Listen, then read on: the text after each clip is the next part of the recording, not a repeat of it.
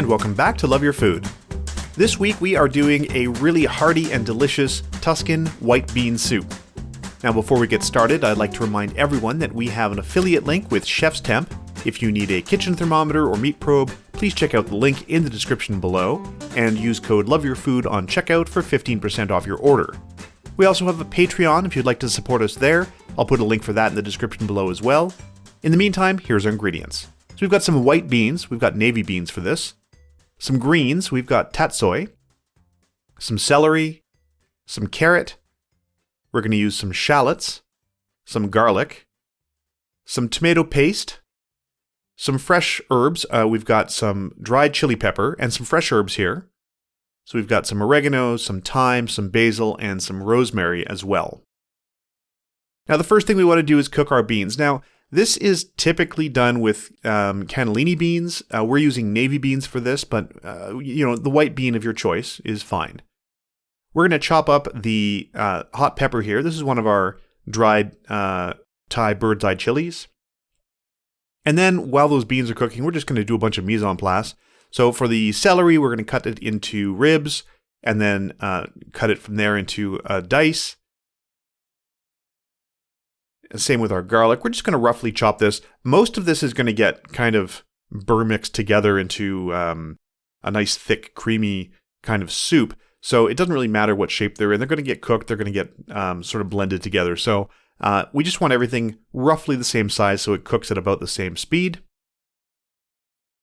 Same thing for the carrot. We're going to cut it into panels, and from panels into strips, and then from strips into dice, because that is the easiest way to do that.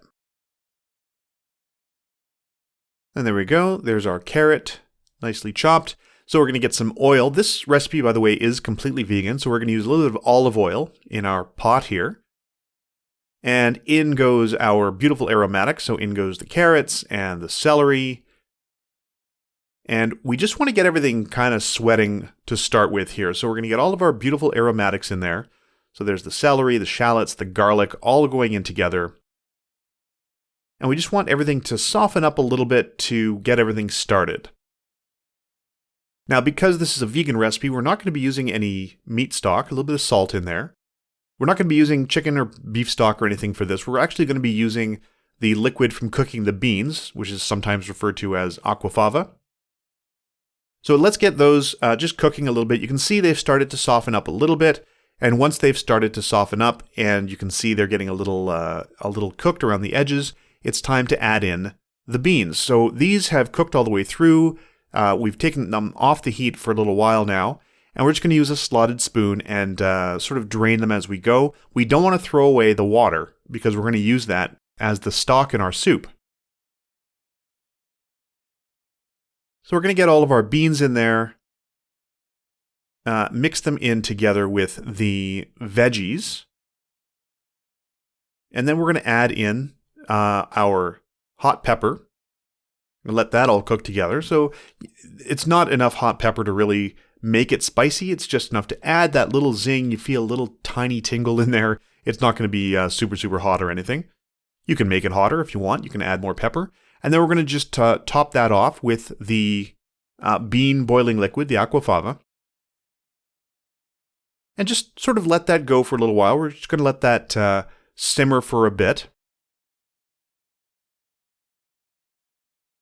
We're also going to add a little bit of tomato paste to this. About a tablespoon of tomato paste. And this is what's going to give it that sort of red color you saw a little earlier. And you just want to kind of dissolve that in there a little bit. So once that's all combined, again, we're just going to cover that and let it simmer for quite some time. Again, you want to get those veggies nice and soft in there. And then we're going to use our greens. Now, this could be any number of things. It can be spinach or kale. We have this tatsoi. You can also use something like mustard greens or beet greens or even radish greens in this. They all will, work out pretty well. And we're just going to give them a little chop. So the leaves are in smaller pieces and the stems are in a little bit larger pieces. And that's going to go in really close to the end of cooking. So you can see here it's been simmering for a bit. And you want just a little tiny bit of simmering. Now we're going to take out some of the beans and some of the chunks, some of the little bits of vegetable in there, and we're going to burr mix the rest. So we're going to use our stick blender and just mix up the rest of it. But we do want some texture in the final soup. So we're going to re-add those after we have burr mixed everything. So you can see it's come back up to temperature, it's been simmering for a little while, and now we're going to get our stick blender in there and get it nicely smooth. And you can go as smooth as you like here. We didn't go all the way to super, super smooth. We wanted it to be a little bit more rustic so it had some texture. Now it does get a little sloppier at this point. If it's too thick, add a little bit more of your bean water if you have any left, or just regular water. And that's about where we wanted it there. So at this point, you can always taste it. You can add seasoning at this point, salt, pepper, a little bit of lemon juice if you want to.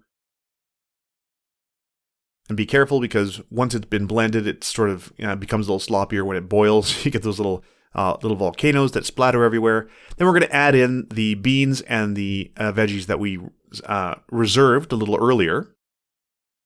And then in goes our greens. So really, we're just going to be cooking these until the greens have wilted and have cooked all the way through. And the amount of time that takes will depend on your greens. Kale is obviously going to take a little bit longer to cook than, for instance, spinach. And while that's cooking, you can get your herbs ready. So save a little bit of the basil aside because we want to garnish with some nice, chiffonade basil at the end. But the rest of these, the thyme, the oregano, the basil, that's all going to come off the stems. There's our rosemary. And then we're just going to give this, a pretty fine chop. And this is going to go into the soup after we take it off the heat. We don't want to cook this for too long. We want to maintain those beautiful, fragrant aromatics. So we're just going to chop that pretty finely.